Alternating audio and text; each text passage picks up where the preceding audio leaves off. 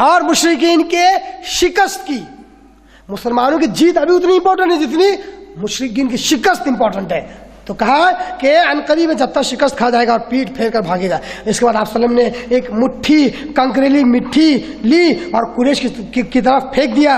शाहतिल वजूह, चेहरे बिगड़ जाए ये कहकर, और साथ ही मिट्टी इनके चेहरों की तरफ फेंक दी। फिर मुशरिकीन में से कोई भी नहीं था जिसके दोनों आंखों, नथने और मुंह में इस एक मुट्ठी मिट्टी से में से कुछ न कुछ गया हो।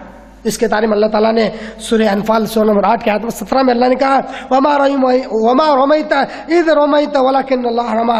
आपने जो फेंका, असल में आपने नहीं फेंका, वो अल्लाह ने फेंका। मैंने एक मुट्ठी नबी सल्लल्लाहु अलैहि वसल्लम फेंके, सारी फौज के आंखों और नाक और मुंह में जाए, हो सकता है? पॉसिबल नहीं। अल्लाह ने कर दिया। अल्लाह ने कहा ये मैंने फेंका था।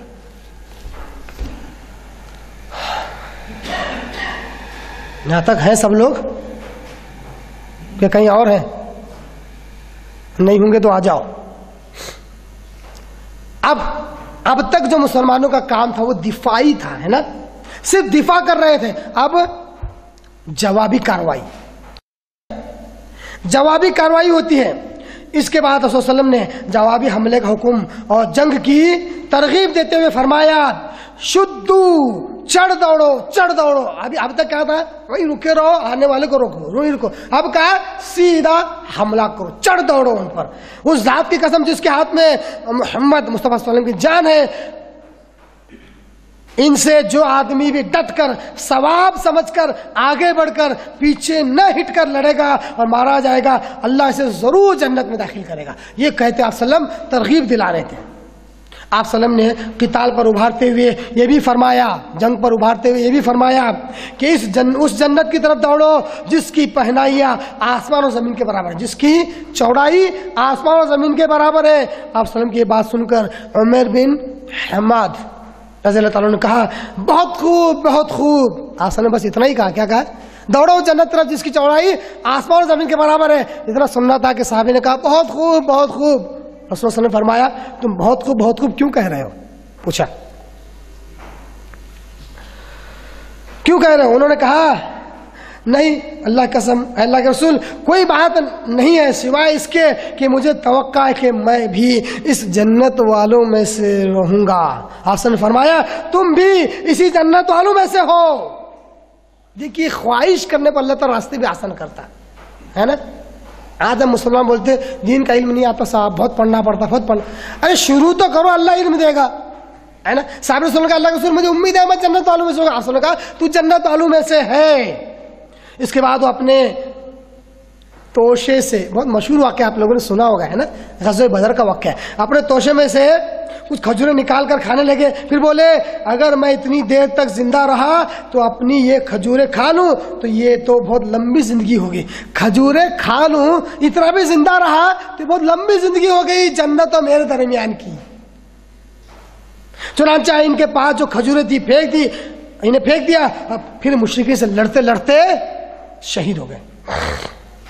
सही मुस्लिम वगैरह में हदीस मौजूद है। जितनी बातें बता रहा हूँ अहादीस की किताबों में इसके हवाले मौजूद हैं ज़्यादातर। इससे एक बात का अंदाजा ये होता है कि सीरत का मतलब ये नहीं है कि किसी तारीख की किताबें पढ़ा जाए। सीरत अहादीस मुबारका में भी मिलती है। जितने वाक़यात आपको मिल रहे हैं ना, बहुत सारे वाक़यात किताबों, बहुत सारे वाक़यात अहादीस की किताबों में मौजूद है। बुखारी, मुस्लिम, तिरमिज़ी, अबू दाऊद, इब्ने माजा, नसई, मुवत्ता इमाम मालिक, मुस्नद अहमद, सही इब्ने खुज़ैमा, मुस्नद अब्दुर रज़्ज़ाक़, मुस्नद क्या कहते हैं, मुस्नद इब्ने शैबा, इब्ने अबी शैबा, जितने अधिक किताबें इसमें ये वाक़यात मिलेंगे हमको। इसी तरह मशहूर खातून अफरा के साहबजादे औफ बिन हारिस ने दरियाफ्त किया, अल्लाह के रसूल, परवरदिगार अपने बंदे की किस बात से खुश होकर मुस्कुराता है? क्या पूछा साहबी रसूल ने अल्लाह के रसूल से? अल्लाह के रसूल, अल्लाह ताला अपने बंदे के किस बात से परवरदिगार खुश होता है और मुस्कुराता है? अल्लाह को मुस्कुराना, अल्लाह मुस्कुराए ऐसा काम करना चाहते हैं। अल्लाह को मुस्कुराना चाहते हैं। आपने फरमाया इस बात से कि बंदा खाली जिस्म बगैर किसी हिफाजती दस्ते के अपने हाथ दुश्मन के अंदर डुबो दे, मतलब 2-4 को लेके दुश्मन पर हमला करने के बजाय निहत्ता दुश्मन पर हमला करे, दुश्मन दरमियान अपना हाथ डुबो दे, इस अमल से अल्लाह ताला बहुत खुश होता है और मुस्कुरा देता है। अल्लाह तबारक ताला इतना सुनना था, ये सुनकर औफ ने अपने बदन से जिरहे तक उतार फेंकी और तलवार लेकर दुश्मन पर टूट पड़े और लड़ते लड़ते शहीद हो गए। इसी तरह और अभी इनका जोश जिहाद मुसलमानों का शबाब पर था।